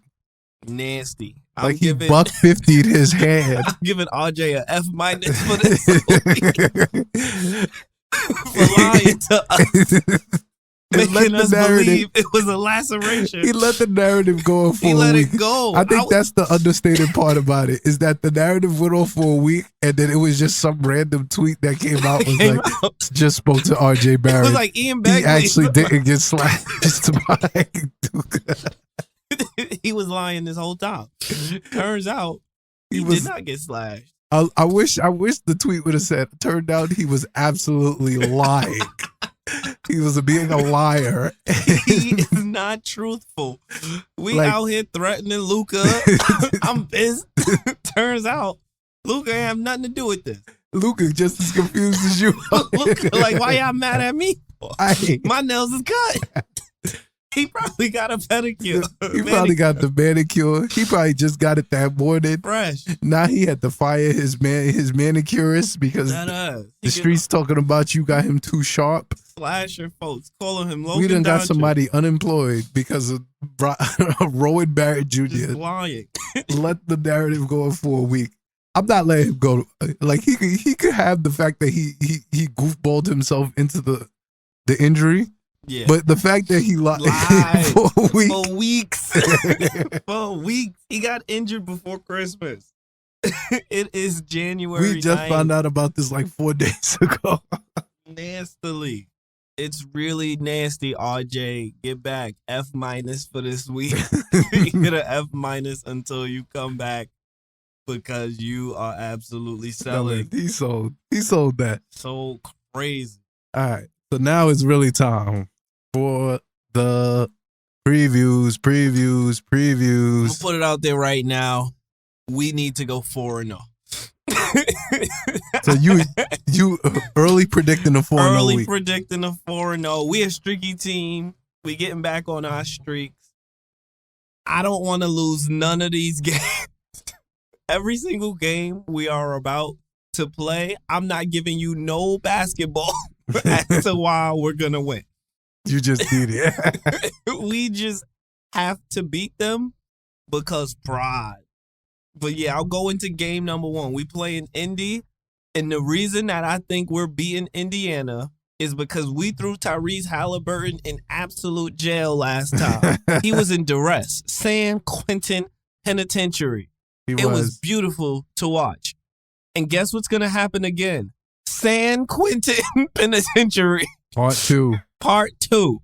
And Jalen Brunson is going to give more chips because he was not in the All-Star voting, and I think he felt the way about that. And that's all I got for you. Hopefully RJ's back. But I don't think so we got RJ's questionable this week, so we're going to go into the guys that RJ plays in one of these games. I don't think it's this one. It's too soon. I also have us winning this game mainly because this is the Wally Zerbiak game. Our friend Wally Zerb with the Ty Halliburton. Of course they did. They slandered him into an apology, and I didn't like that. I wanted the slander to continue. I wanted him to stand on his slander. Own it. For whatever reason it was. If it was for his wife, so be it. Yeah. We slandering Ty Halliburton. Yeah. All right. So to give a little bit of basketball analysis because Breezy is I refuse. Going off of pride. No. No. So we got the matchup, Jalen and Ty Halliburton. I got Jalen. Yep. Because he is him. Him is he. his. Honestly, the only reason Buddy Hield might be able to get his, because he got his last time we played. Sure did. He's a chipper. Only reason he can is because Quentin is going to be too busy throwing the main character into jail. So we got to stop the engine. So you're going to get yours. Miles Turner sighting, feature Nick Miles Turner. Oh, take the over on Miles Turner. I don't know what it is. Take the over on threes for Miles Turner. Oh, yeah. I think that'll be made. Yeah. Yeah. Mitch better shut him down. I mean, no, that's no, not happening. Mitch doesn't do that. Mitch better shut him down. He guards post players. He's a paint defender. Threes don't take place in the paint. They don't. They take place outside the paint. Yeah. So they got Buddy, shooter. If we don't guard him, it could get a little tough. Yeah. But he's also a nut. So we don't have to really worry about him. Who cooked us last game? Nate Neesmith. I don't need another Neesmith game. He was out here having 20 and 10. Don't need another Neesmith game. Really nasty.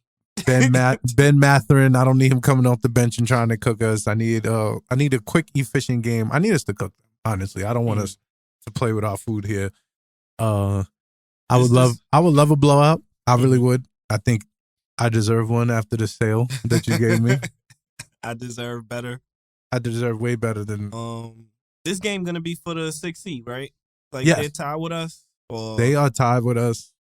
Oh no, we lost tonight, so they're a game ahead of us. Oh, so we're in the 7th spot. We are in the 7th, but we already got the tiebreaker on them, and if we beat them again, they're 23 and 18. We're 22 and 19. So once we win, we're both gonna be 23 and 19. And we're going to have the tiebreaker.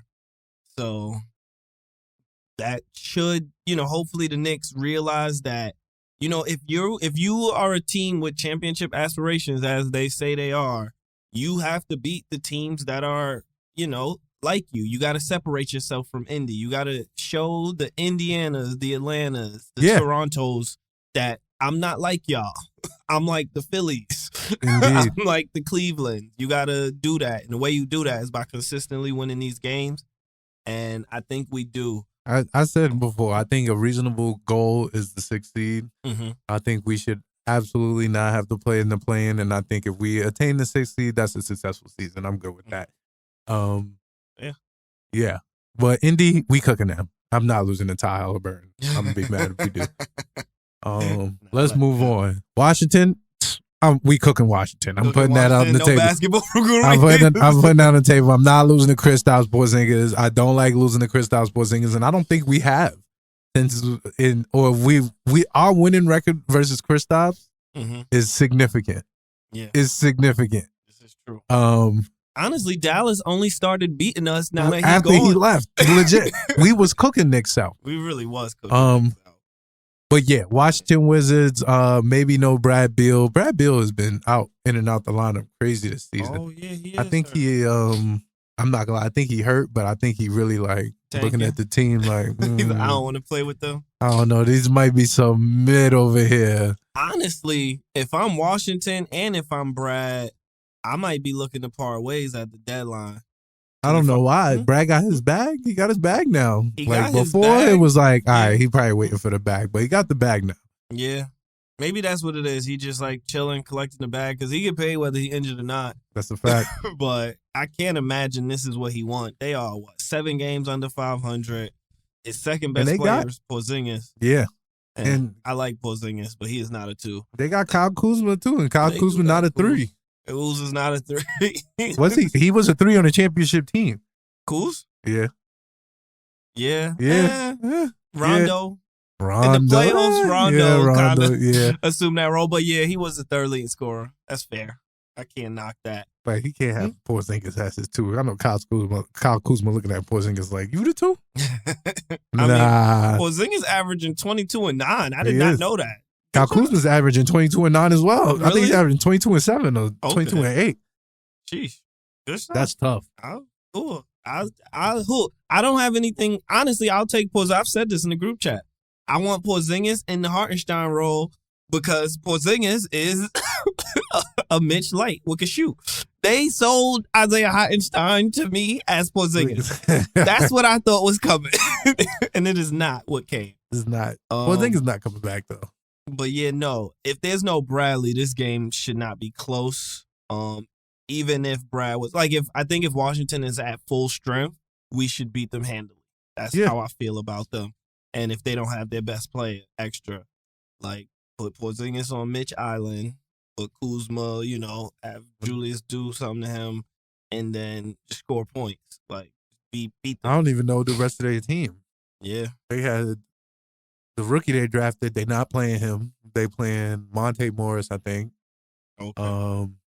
Brad, I don't know who's backing up Brad, who's playing in place of him. Let me look at their last game. So they just lost to OKC. Nasty. SGA gift chips. He absolutely did. Of course he did. Yes, he did. Averaging over 30 points a game. Ooh, he gonna look good next to Jalen Brunson, man. Let me let y'all know right now. He gonna look good next to Jalen Brunson. I love me some SGA. Oh man. Yeah, no. Oh. The lineup is nasty. The lineup is nasty. Oh my God. So Kuzma, they got Kuzma, Porzingis, Monte Morris, Gafford, who I feel like I recognize this name. He's a big. He is a big. So they got Kuzma playing the 3. Yeah. With Porzingis at the 4 or the 5, with Gafford at the other one. And then Corey Kispert. What you know about him? Is he the goods? He's not the goods. He's a shooter, though. Okay. So take the over on him. Yeah. He's a shooter. Take the over on any shooter. The unknown shooter. Yeah. Hopefully we get some Taj minutes. My boy Taj Gibby. Taj Gibson, you will always get love here. Brooklyn boy, through and through. And loyal. Give us Taj back for cash considerations, man. Honestly, come on, y'all not using Taj. Honestly, give us Taj for heart. Honestly, I'll happily take Taj in that role. In the corner? In that role? Yeah. Oh yeah, corner 3 Taj was money. Oh, we might have to start up the narrative. We have to start up the narrative. Bring Taj home. We're going to start a discussion that Taj Gibson would be absolutely better than Isaiah Hartenstein in the role. Maybe that's who the role was carved out for. It was. And then they paid Hartenstein. They was like, damn, we can't pay Taj. Extra nasty. But yeah, I got us winning this with the points, whatever it is. Yeah, whatever the line me too. is. Unless the line is 9.5. But even if it is, I'm still taking us comfortably. Who next? I'm not looking at the schedule right now. Detroit basketball. Knicks. Oh, at Detroit too? Oh yeah. Knicks. Chips. We play really good on the road. I will say Alec Burks take the over. He's probably going to cook us because he's incredible now. Kevin Knox take the over. Oh yeah, Kevin Knox gets minutes. It's really nasty to me how Kevin Knox and DSJ were calm, locked deep in the gulag. And now they are getting playing time. They are. Good for them. Nasty. Detroit, that's chips. I'm not gonna lie. It's not in Detroit. Yeah. They just don't have enough firepower. They don't. I like Killian Hayes. Isn't Cade out? Cade is out for the season. Cade is out. Yeah. GG. Killian Hands, the sleeper cell, out here knocking niggas out. Regularly. Just watch out for his right hook. They got a former Knick for 1 minute, Jalen Duran. Yeah. One to Nick. Knicks fans was hype when we drafted him, only to realize he balling though. He balling. Yeah, averaging a double. He's starting now. I got no good things to say about him. I like they line up in 4 years. Yeah. In 4 years. Isaiah Stewart. Yeah. Young fights a lot. They got a lot of fighters. Yeah. They're building their lineup around the ability to fight. That's a key part of the lineup. You need to be able to throw hands. Jaden Ivey. Yeah. He's been playing up and down this year, but yeah. He was a point guard that we were supposed to get besides Honestly, can we talk about that Yes, at some point? Is this the point? Honestly, I want to go back on Knicks Twitter because some of y'all, son, the proposed trade was the Jalen Duran pick. It was, I don't know, what the 13th pick, whatever. Yep. It was our pick. They wanted Obi and IQ. And mad of For y'all Jaden on Ivey. Twitter was saying, pull the trigger on Jaden Ivey.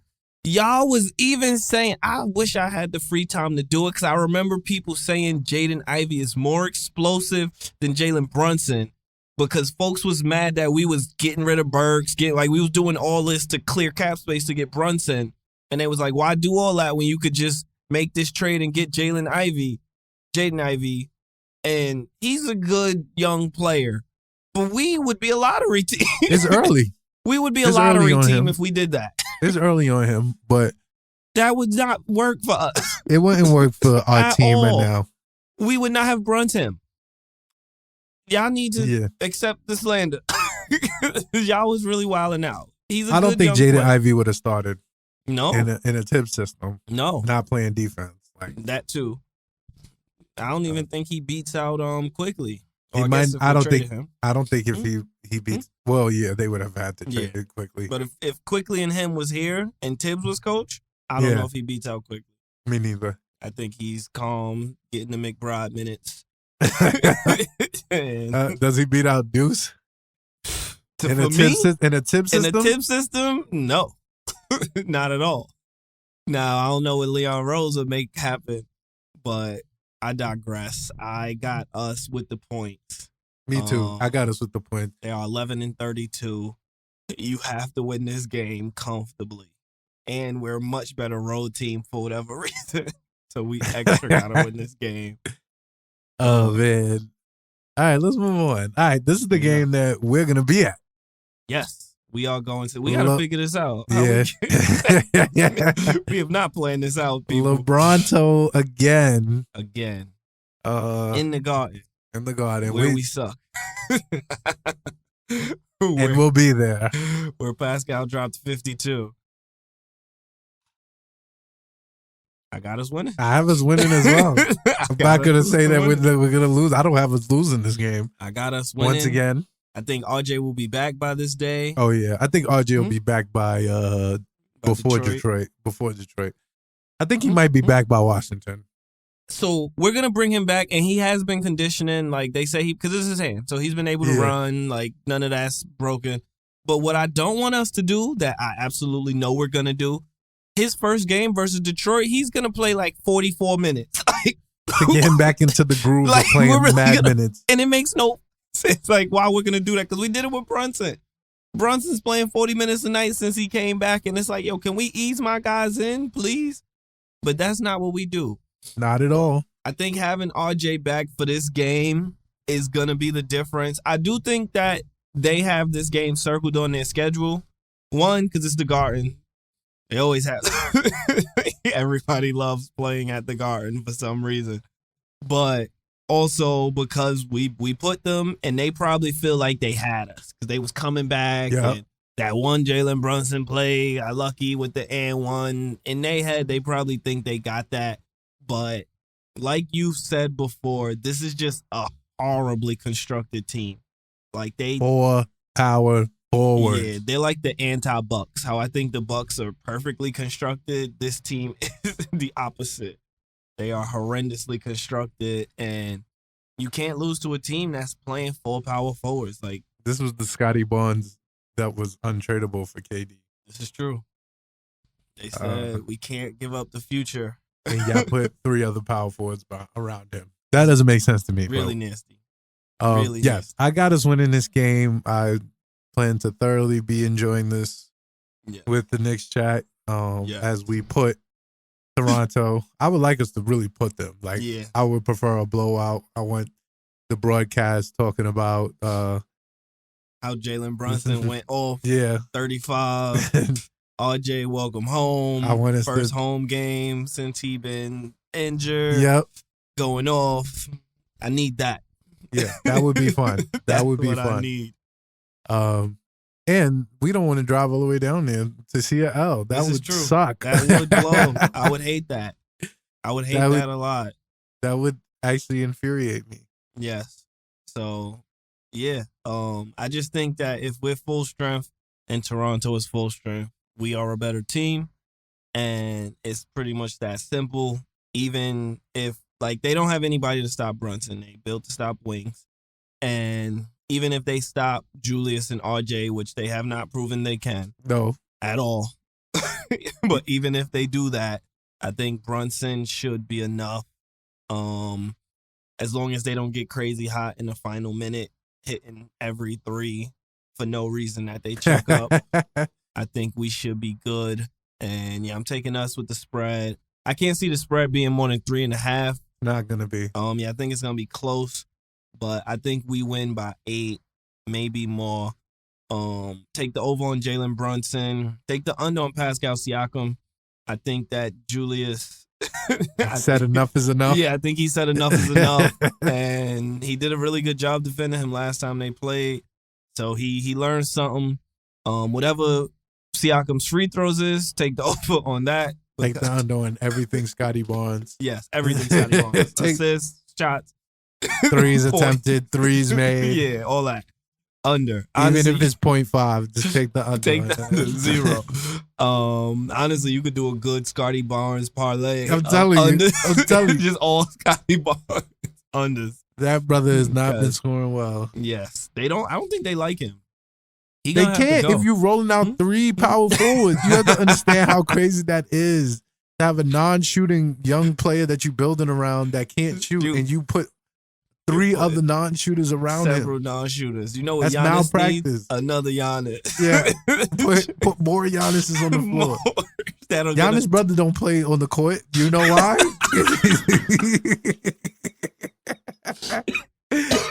You know why he don't play?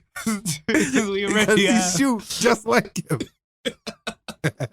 He's not multiples of this. Coach Budenholzer saw that, was like, yeah, my man, I'm sorry. He was like, I get it. I know you. You know, we're going to keep you because Giannis is him. Y'all can't play together. Nah. Y'all don't get to live out y'all childhood dreams of playing together. Because y'all don't go together at all. Y'all make no sense together. Yes, indeed. Honestly, Giannis needs to force a trade to Toronto. He does. Because in Toronto, him and his brother would start. Immediately. All 4 of his brothers would start. They would have an under the Cooper lineup with Fred VanVleet. Fred VanVleet at the point. Real nasty work. But yeah, no. I got us winning. I think the point, like I said, I think the spread gonna be close, and I'm taking it. Well, we won by 4 last time, so if they set it at 3.5, 4 is possible. But honestly, I would even go, if it's 5.5, I would take that too. I don't think this is close. I just can't see us folding all the time. Like we love the folding has to stop. The folding has to stop sometime. It has to stop.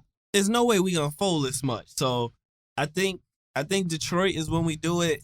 We, it's a game, get everything back normal, get right. And then Toronto, we gonna go into next week strong. Cause, we got a lot of, we playing teams that we are, like I said about Indiana, we are separating ourselves from y'all. Y'all are some mid. We are not some mid. We are not. Toronto is a game and a half out of the play-in. We are 1 game away from 6. Like, we are in different categories, and I know that, and the players know that, and now they got to prove it. So, yeah, I got us winning. I agree. We should win this game handily. Is it Knicks for clicks time? Oh, yeah, it is time. LOL. We got some bangers this week. Knicks for clicks. Y'all was going ham. I knew it would show up. I knew we would get here. I knew we would get a good week of some Knicks for clicks. And boy, did we. Really boy, did we. Nasty takes. You go first. I got to find mine. If you got any of yours, load it up. I got them. I got it. Don't man. you worry. All right, the first one comes from Serial Knicks for Clicks. At Knicks Central. Alex. Once again, brother. You are cooking up. Constantly. Cooking up the bad takes. All right. So here we go. Let's hear it. We got at Alex B at Nick Central. Knicks should trade Julius Randle to the Hawks for who? Oh man, DeJounte Murray. Oh, Not a straight swap because it will not work financially, but both players should be the main parts of a package on both sides. So, why do we choose to be as nasty as possible? Why is that our default? So, trading Julius Randle for DeJounte Murray not only makes very little sense. And that's being kind. That's being very kind. It makes absolutely no sense at all. How do we get better? Like, and that's my thing with Alex. I mean, John, like I like he's a good follower. It's funny to see when he's upset and he's getting into his big agendas bag, but I'm trying to figure it out. Like, that doesn't make sense to me. So you're gonna trade your starting power forward for another shooting guard.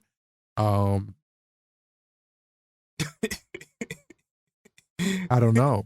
And it extra is stupid. So first of all, you're telling me that Julius Randle, this is a Julius Randle, Quentin Grimes, or Julius Randle, RJ Barrett package for DeJounte Murray because it's DeJounte Murray coming in to come off the bench? Yeah. Is that what he's coming to do? He has to, yeah. So you got to clear a spot up for him up there. Yes, you have to. And death to the NBA trade machine. It's extra annoying because one of the biggest criticisms that the Julius haters like to say is that we're overpaying Julius. So you're going to trade him for overpaid John Collins? I mean, not John Collins, overpaid Dejounte Murray? The math don't math.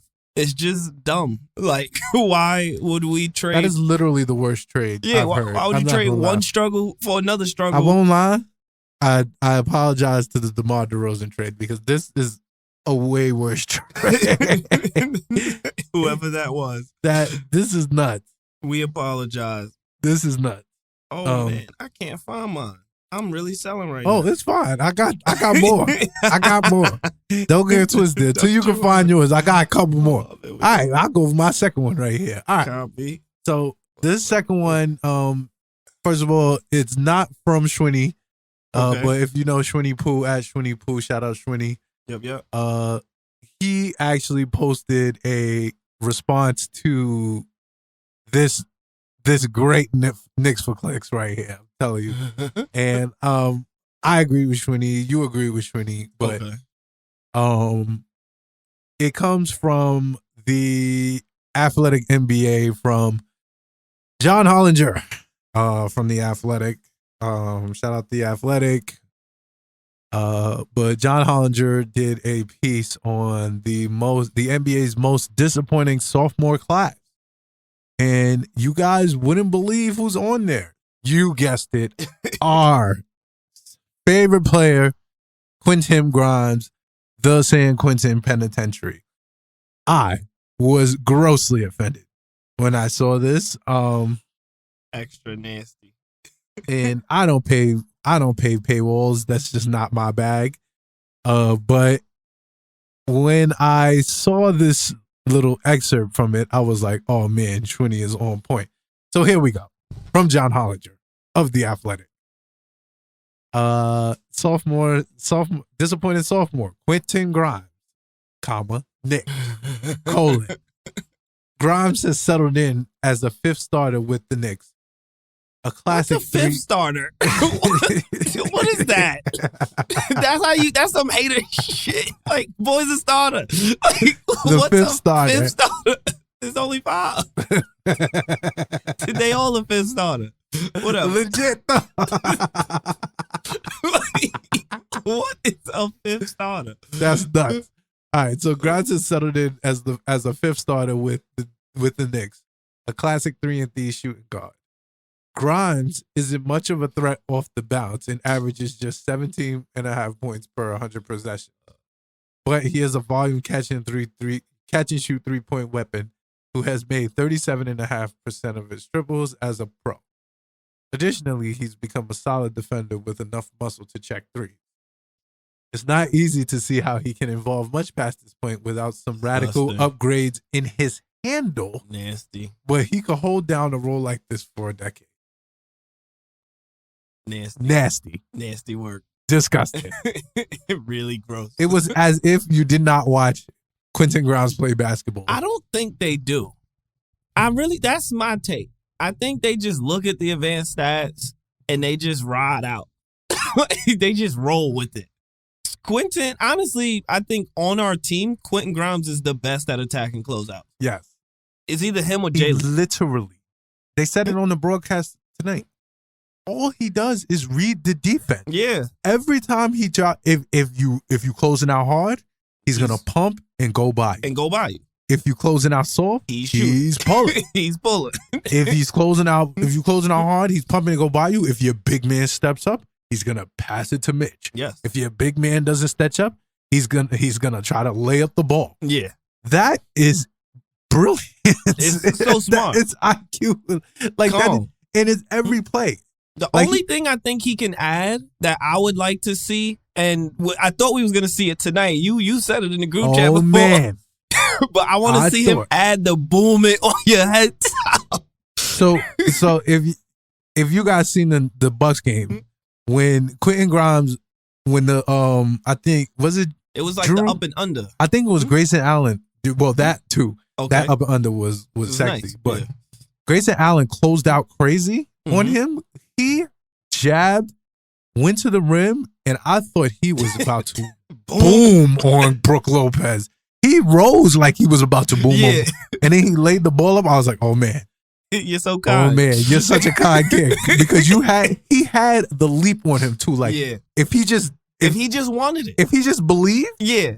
It was going down. It was going down. It was going to be gross. I'm telling you. Because when I felt it, like every time I know somebody's about to boom it, I feel it. Like once they beat the first spread, I'm like, oh God, it's once happening. Once they get that bounce, it's going down. Like I give Rowan that. If Rowan beat that man, he's going for your neck. Yes, he's going for your neck. Him. Julia, like I'll be like, yo, okay, chill out. Save your calves or something like that. Yes. But no, that's the only thing I want to see. And not even from a basketball standpoint. Like, honestly, I think he should keep doing what he's doing. He's going to protect his body in the long run. Indeed. But it would be really fun for me to see. And he has the bunnies for it. Like, he be getting up. Like, he not Obi. But yeah, he hangs in the air. Like that layup he finished. So he's capable of doing that. But what he's doing right now, he can absolutely do this for a decade. Two, that is a super duper valuable role. Every single team in the sport has a Quentin Grimes, and none of them are clamping up the other team's best player on the regular like this. Like, you get $100 million doing that. Legit. Shoot, Pat Bev is still in the league, and he don't even have the 3 part no more. He's just all D guy. But like, Quentin is a real 3-and-D wing. And he's in year 2, and y'all making it like honestly the 5th starter part. It's not. I'm not over that. That's just a nasty thing to say. Like they don't. That's not how it works. Like you're the starting shooting guard. It's not like there's a 1 starter, 2 starter, 3 starter. Like no one has ever taught basketball like that. If anything, he's the 2 starter because he starts at the 2, or now he's the 3 starter because he starts at the 3. Like there's no such thing as a 5th starter unless you're just an aggressive hater, and I would appear that way. I finally got my Knicks for clicks. It was another product of the trade machine. So honestly, I'm gonna need y'all to go in the group. Somebody explain to me the fascination with Zach LaVine. I don't get it at all. God, here we go again. I don't get it at all. I don't know what y'all are seeing that he's doing that's making y'all think he's going to elevate a team. I don't see it. I don't, let alone the injuries. The injuries is a real problem, and the midness is also a problem, but the contract is an even bigger problem than the injuries. But if he's not hooping crazy in Chicago with DeMar DeRozan, why do y'all think he's going to come here and do that? That just makes no sense to me. But I'm going to give y'all the trade proposed by @Knicks Muse. I don't think they was trolling.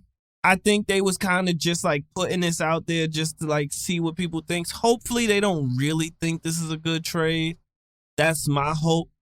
But the proposed trade was Knicks get Zach LaVine, Bulls get Emmanuel Quickley, Obi Toppin, Evan Fournier, 2023 and then 2 first-round picks, 1 from us, 1 from Dallas. Why would we do that? For starters, I'm going to start off by saying this, and this is going to be controversial, and I don't care. Right now, on this day, yes, if you ask me to choose between Emmanuel Quickley and Zach LaVine, it's not a tough decision for me. It's not for you. It's not. It's easy. I'm going Emmanuel Quickley 10 out of 10 times. I think Quickley is a better point guard than Zach and a better shooting guard than Zach. So I'm taking Quickley 10 out of 10 times. 1. 2, if you ask me to choose Obi Toppin or Zach LaVine, you guessed it, 10 out of 10 times, I'm taking Obi Toppin over Zach LaVine.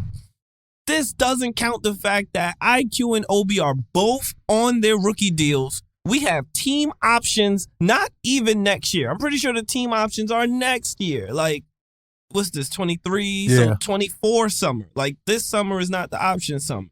So we got them cheap for 2 years, but y'all want to pay Zach LaVine $45 million and add 2 first-round picks to it? Nuts. Absolutely bonkers. I didn't even go and look through the thread because I already know the thread is out of control with people probably trying to support this. But I don't get it. Why y'all like Zach LaVine? Why do people like Zach LaVine? He's low efficiency, high volume shooter. Yeah, like he could slash. He won a dunk contest. Like that was low hot. Efficiency, high volume shooter. Like, I'm why good. Why are we doing this? No, I'm good. I'm super good so on good. Zach LaVine. If we had a chance to sign him, I'd be skeptical, but I would do for $45 million? Oh, yeah, no, absolutely not at $45 million. Why the hell would anybody sign him except for the $45 Chicago million? Bulls? If we had a chance to sign him for like $20 million, 7, like even $30 million, you could have got me, bro. But $45 million? I'll take him on the Evan Fournier contract. That's the most I'm going, and I'm even hesitant about that because the injuries, boy, is always hurt. You can't commit big money to somebody that's always hurt. It's a recipe for disaster. Disaster. This is true. Nothing good comes from giving Anthony Davis all of your salary cap. That never works in the history of the sport. You can't commit big money to Greg Oden, to Brandon Roy. Like, you can't do it. If you do it, you are going to be in cap hell. This is why Miami was really bad for that time period after LeBron left, because they gave Chris Bosh $118 million and his heart stopped. Yeah. And it's like, I love Chris Bosh. He deserved that money. He won a ring. But they were in hell. And he wasn't giving none of that bread back. None of it back. And Zach LaVine's not giving it back. Nope. And committing big money to Zach LaVine is just foolish. Stop bringing him up in trade rumors. No, I'm only taking him if we can sign him, and I'm not signing him for nothing crazy. He got to take a deal like Kemba took a deal to come here. I need a what's that called? A buyout. Yeah. Chicago got to buy him out, and then we could talk. Other than that, I'm super good on Zach. Super good. All right, it's time. Thank y'all for tuning in. Yes, indeed. Oh man, it's a good episode. Are we recording next Monday? We probably aren't because we have to come back. So we will be in to drive back.